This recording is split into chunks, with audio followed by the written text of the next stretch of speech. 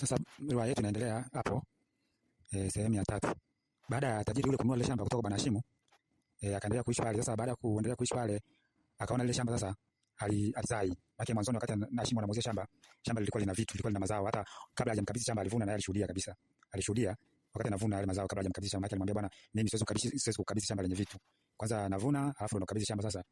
Alafu ndo tutakubaliana hapo na tutakubaliana bei hapo, tukubaliane makubaliano, nikabidhi shamba. Basi tajiri akasema bwana, mimi hapa Bwana Hashimu yeye mwenyewe wakati anikabidhi shamba ilikuwa lina mazao na alikuwa na alivuna wakati mwenyewe anashuhudia. Basi akaenda kwa majirani, akaenda kuomba ushauri kwa majirani.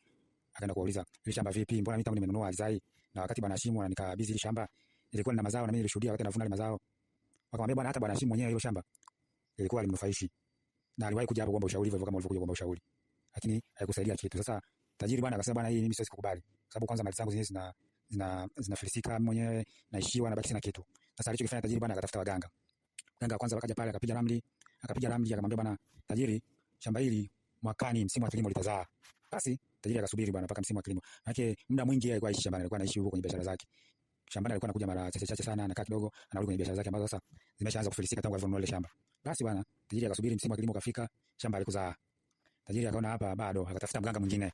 Mganga mwingine akapiga ramli vile. Akapiga ramli akamwambia bwana, wewe subiri tena msimu wa kilimo litazaa. Akamwambia mbona nimeshaambiwa hivyo tena nikasubiri na sikuona chochote, kaambia subiri mwaka huu litazaa. Basi tajiri akasubiri bwana, msimu wa kilimo kafika, shamba mazao hajatoa kitu chochote, mazao hajazaa kitu chochote pale shambani. Hamna kitu, yani ile miche pale shambani, ile miti ya matunda na miti ya minazi na migomba ipo tu, haizai kitu chochote. Minazi haizai nazi, michungwa haizai machungwa, migomba haizai ndizi, na kama kiotesha mazao mengine nayo haitazalika hayazai. Basi tajiri akasubiri msimu wa kilimo, akaona hakuna kitu tena. Akatafuta mganga mwingine. Huyo mganga akapiga ramli tena, mganga yule akamwambia bwana, wewe bwana tajiri, wewe hizi mali zako hizi ni za dhuluma. Ndio bwana sasa hapa kuna shida, hizi mali ulizokuwa nazo ni za dhuluma. Tajiri akamwambia mganga, hapana, mimi ile shamba nimenunua kwa mtu anaitwa Bwana Hashimu na nimenunua kwa pesa, wala sijamdhulumu mtu yoyote. Ile shamba mimi nimenunua kwa pesa zangu kabisa. Akamwambia hapana, katika mlolongo wa wamiliki wa ile shamba kulikuwa na dhuluma miongoni mwao. Akamwambia sasa tunafanyaje? Akamwambia hapana, yani mali ya dhuluma na mmiliki pia anaonekana ni mtu wa dhuluma, yaani hata utajiri wako uliokuwa nao ni wa dhuluma. Ndio maana sasa umefika hapa imechanganyika na hiyo.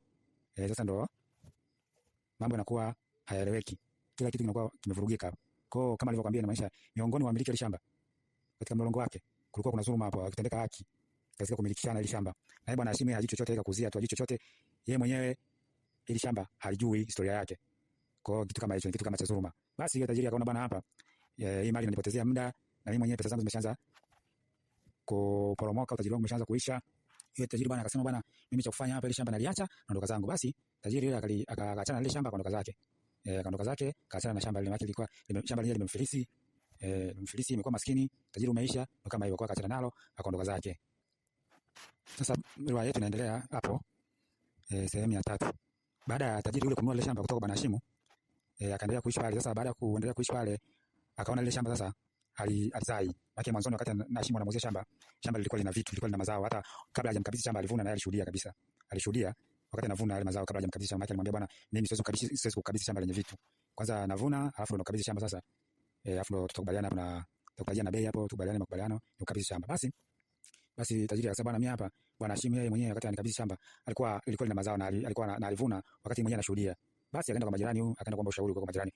Akaenda kuuliza, ile shamba vipi? Mbona mimi tangu nimenunua alizai na wakati Bwana Hashimu ananikabidhi ile shamba ilikuwa lina mazao na mimi nilishuhudia wakati anavuna ile mazao. Wakamwambia bwana, hata Bwana Hashimu mwenyewe ile shamba ilikuwa limnufaishi. Na aliwahi kuja hapo kuomba ushauri hivyo kama ulivyokuja kuomba ushauri.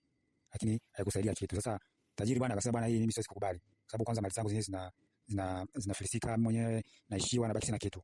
Sasa alichokifanya tajiri bwana, akatafuta waganga. Mganga kwanza wakaja pale, akapiga ramli akamwambia bwana tajiri, shamba hili mwakani msimu wa kilimo litazaa. Basi tajiri akasubiri bwana mpaka msimu wa kilimo. Maana muda mwingi alikuwa aishi shambani, alikuwa anaishi huko kwenye biashara zake. Shambani alikuwa anakuja mara chache sana, anakaa kidogo, anarudi kwenye biashara zake ambazo sasa zimeshaanza kufilisika tangu alivyonunua ile shamba. Basi bwana tajiri akasubiri msimu wa kilimo kafika, shamba alikuzaa. Tajiri akaona hapa bado, akatafuta mganga mwingine. Mganga mwingine akapiga ramli vile. Akapiga ramli akamwambia bwana, wewe subiri tena msimu wa kilimo litazaa. Akamwambia mbona nimeshaambiwa hivyo tena nikasubiri na sikuona chochote, kaambia subiri mwaka huu litazaa.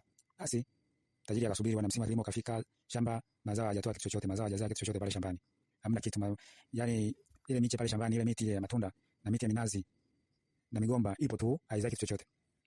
Minazi haizai nazi, michungwa haizai machungwa, migomba haizai ndizi, na kama akiotesha mazao mengine nayo halikadhalika hayazai. Basi basi tajiri akasubiri msimu wa kilimo, akaona hakuna kitu tena, akatafuta mganga mwingine. Huyo mganga akapiga ramli tena, akapiga ramli. Mganga yule akamwambia, bwana wewe, bwana tajiri wewe, hizi mali zako hizi ni za dhuluma. Ndio maana sasa hapa kuna shida, hizi mali ulizokuwa nazo ni za dhuluma. Tajiri akamwambia mganga, hapana, mimi ile shamba nimenunua kwa mtu anaitwa Bwana Hashimu, na nimenunua kwa pesa, wala sijamdhulumu mtu yoyote. Ile shamba mimi nimenunua kwa pesa zangu kabisa. Akamwambia, hapana, katika mlolongo wa wamiliki wa ile shamba kulikuwa na dhuluma miongoni mwao. Akamwambia, sasa tunafanyaje? Akamwambia, hapana, yani mali ya dhuluma na mmiliki pia anaonekana ni mtu wa dhuluma, inaonyesha wewe hata utajiri wako uliokuwa nao ni wa dhuluma. Ndio maana sasa umefika hapa imechanganyika na hiyo. Sasa ndo mambo yanakuwa hayaeleweki, kila kitu kinakuwa kimevurugika hapo.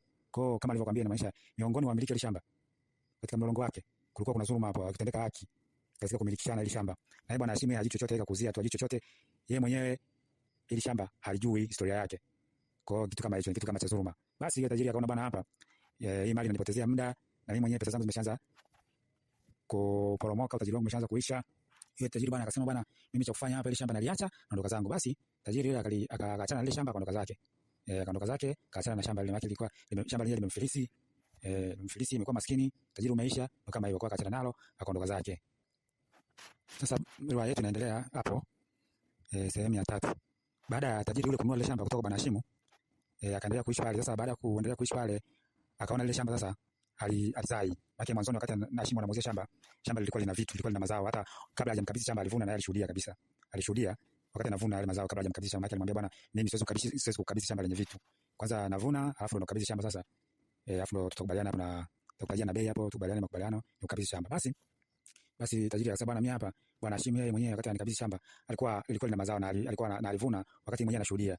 Basi akaenda kwa majirani, akaenda kuomba ushauri kwa majirani. Akaenda kuuliza, ile shamba vipi? Mbona mimi tangu nimenunua alizai, na wakati Bwana Hashimu ananikabidhi ile shamba ilikuwa lina mazao, na mimi nilishuhudia wakati anavuna ile mazao. Wakamwambia, bwana, hata Bwana Hashimu mwenyewe ile shamba ilikuwa limnufaishi, na aliwahi kuja hapo kuomba ushauri hivyo kama ulivyokuja kuomba ushauri, lakini haikusaidia kitu. Sasa tajiri bwana akasema, bwana, hii mimi siwezi kukubali, sababu kwanza mali zangu zenyewe zinafilisika mwenyewe.